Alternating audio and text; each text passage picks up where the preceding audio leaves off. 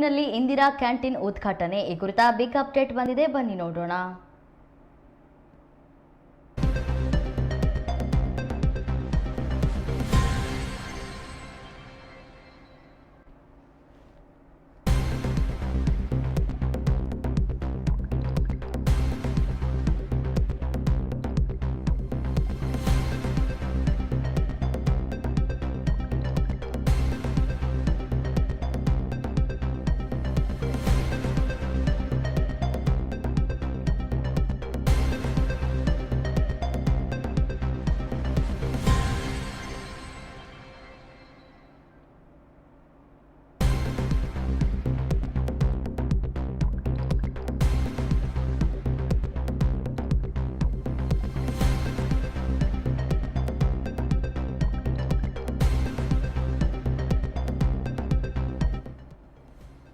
ಹೊಳೆಹೊನ್ನೂರಿನಲ್ಲಿ Indira canteen ಉದ್ಘಾಟನೆಯನ್ನ ಮಾಡಲಾಗಿದೆ. Canteen ಉದ್ಘಾಟನೆಯನ್ನ ಸಚಿವ ಮಧು ಬಂಗಾರಪ್ಪ ಮಾಡಿದ್ದಾರೆ.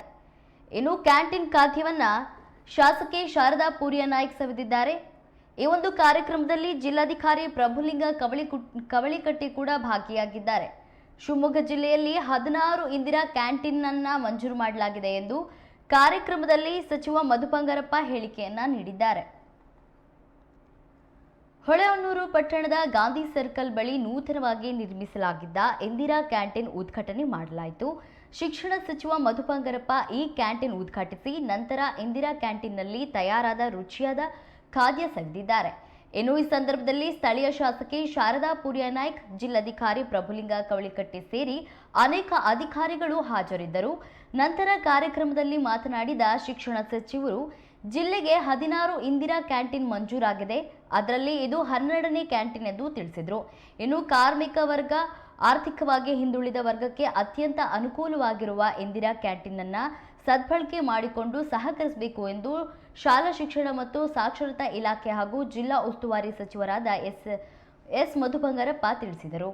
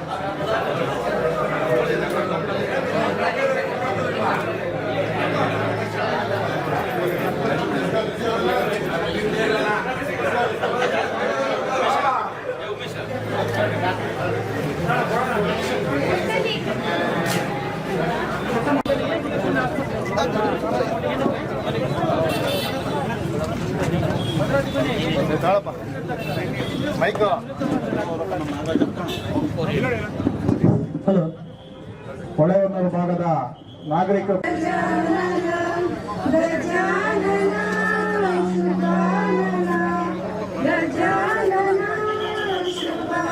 ಟ್ರಾನ್ಸ್ಪೋರ್ಟೇಷನ್ ಅವರಿಗೆ ಮಾತಾಡಿದ್ದೀನಿ. ನಮ್ಮ ಆಫೀಸರ್ಸ್ ಕೂಡ ಇದು ಮಾಡ್ತಾರೆ. ದಯವಿಟ್ಟು ಈ ಕಡೆ ಭಾಗದ ಜನರು, ನೀವು ಶಿವಮೊಗ್ಗದ ಕಡೆ ಹೋದ್ರೆ ನಾನು ಮುಖಂಡರಿಗೆ ಹೇಳ್ತೀನಿ, ಶಾರದಕ್ಕೆ ಅವ್ರಿಗೂ ಅಷ್ಟೇ, ದಯವಿಟ್ಟು ಅಕ್ಕ ಅವ್ರಿಗೆ ಮಾತಾಡಿದ್ದೀನಿ. ಟ್ರಾನ್ಸ್ಪೋರ್ಟ್ ನೀವೇನಿಲ್ಲ ಒಂದು ಮಾತು ಹೇಳಿದರೆ ಅದೇನಂತ ಮತ್ತೇನಾದ್ರು ಸಮಸ್ಯೆ ಇದ್ದರೆ ನಾನು ಅದನ್ನ ಮತ್ತೆ ಹೇಳ್ತೀನಿ. ನಾನು ಅದನ್ನು ಹೇಳಿದ್ದೀನಿ, ಅದನ್ನೊಂದು ಮೀಟಿಂಗ್ ಮಾಡಿ ಸರಿ ಮಾಡಿಕೊಡ್ತೀನಿ ಅಂತ ಹೇಳಿದ್ದಾರೆ. ಈ ಕಡೆ ಭಾಗದ ಜನರಿಗೆ ಸ್ವಲ್ಪ ಮಾತಾಡ್ಕೊಳ್ಳಿ ಅಂತ ಹೇಳಿ. ಯಾಕೆಂದರೆ ಪಾಪ ನಿಮಗೆ ಅಲ್ಲಿ ಹೋಗ್ಬಿಟ್ರೆ ನಿಮಗೆ ಅಲ್ಲಿಂದ ಇಲ್ಲಿಗೆ ಬರೋದಕ್ಕಾಗೋದಿಲ್ಲ, ಭಾಳ ಕಷ್ಟ. ಅದೇ 2 ಕಿಲೋಮೀಟರ್ ದೂರ ಆಗುತ್ತೆ ಅಂತ ಹೇಳಿ ನಾಗೇಶ್ ಅವ್ರು ಹೇಳ್ತಾ ಇದ್ದಾರೆ. ಆಯಿತು, ಅದು ಒಂದು ಭಾಗ. ಅದಕ್ಕಿಂತ ಮುಂಚೆ ಈಗ ಡಾಕ್ಟರ್ ಹೇಳಿದ್ರು, ಒಬ್ಬರನ್ನಾಗಲೇ ರಿಲೀವ್ ಮಾಡಾಯಿತು. ನನ್ನ ಕ್ಷೇತ್ರದಲ್ಲೂ ಇದೇ ಪ್ರಾಬ್ಲಮ್ ಆಗಿದೆ. ಅದು ಹೊಸ ಕಾನೂನು, ಏನೋ ದಿನೇಶ್ ಗುಂಡೂರಾವ್ ಅವರು ಏನೋ ಒಳ್ಳೇದು ಮಾಡಬೇಕು ಅಂತ ಹೇಳಿದ್ರು. ಆದರೆ ಸ್ವಲ್ಪ ಅದು ಜನರಿಗೆ ಮತ್ತು ಶಾಸಕರಿಗೆ, ಸಾಮಾನ್ಯ ಜನರಿಗೂ ತೊಂದರೆ ಆಗ್ತಕ್ಕಂಥದ್ದು ಎದ್ದು ಕಾಣಿಸ್ತಾ ಇದೆ. ಈ ಹಾಸ್ಪಿಟ್ಲು ನನಗೆ ನೆನಪಿದೆ, ನಾವು ನಿಜವಾಗ್ಲೂ ಕಾಗಡ ತಿಮ್ಮಪ್ಪ ಅವ್ರನ್ನ ನೆನಪಿಡ್ಕೋಬೇಕಾಗತ್ತೆ. ಅವರು ನನಗನ್ಸುತ್ತೆ ಅವ್ರು ಹೆಲ್ತ್ ಮಿನಿಸ್ಟರ್ ಇರಬೇಕಾದ್ರೆ ಇದು ಅವರು ಬಂದು ಎಲ್ಲ ಮಾಡಿಕೊಟ್ರು. ಈಗ OT ಇದೆ, ಎಲ್ಲ ಥರದ OPD ಎಲ್ಲದೂ ಕೂಡ ಚೆನ್ನಾಗಿರೋದು. ಎಕ್ಸ್ರೇನು ಇದೆಯಾ ಅಲ್ಲಿ? ಅವ್ರು ರೆವೆನ್ಯೂ ಮಿನಿಸ್ಟರ್, ರೆವೆನ್ಯೂ ಮಿನಿಸ್ಟರ್ ಇದ್ದು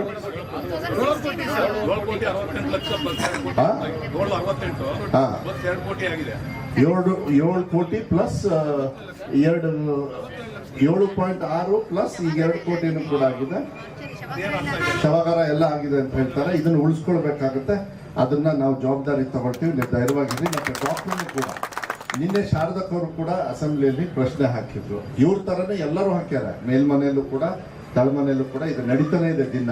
ಆದ್ರೆ ನಿನ್ನೆ ಅವ್ರ ಪ್ರಶ್ನೆ ಉತ್ತರಕ್ಕೆ ನಿನ್ನೆ ದಿನೇಶ್ ಗುಂಡೂರಾವ್ ಅವರು ಇರಲಿಲ್ಲ, ಆದ್ರೆ ಚರ್ಚೆ ನಡೀತು. ಕೊನೆಗೆ ನಮ್ಮ ಸ್ಪೀಕರ್ ಅವರು ಇಲ್ಲ, ಇದು ಸಂಪೂರ್ಣವಾಗಿ ಮಿನಿಸ್ಟರ್ ಬಂದು ಉತ್ತರ ಕೊಡಬೇಕಾಗತ್ತೆ, ಮತ್ತೆ ಇದನ್ನ ಹಿಂಪಡಿತಕ್ಕಂಥದ್ದು ವ್ಯವಸ್ಥೆ ಮಾಡಲಿಲ್ಲ ಅಂದ್ರೆ ಸಾರ್ವಜನಿಕ, ಅದು ಸ್ಪೀಕರ್ ಅವ್ರಿಗೂ ಗೊತ್ತಾಯ್ತು. ನಿನ್ನೆ ನಾನು ಕೂಡ ಇದ್ದೆ, ಇಡೀ ದಿವಸ ಇದ್ದೆ.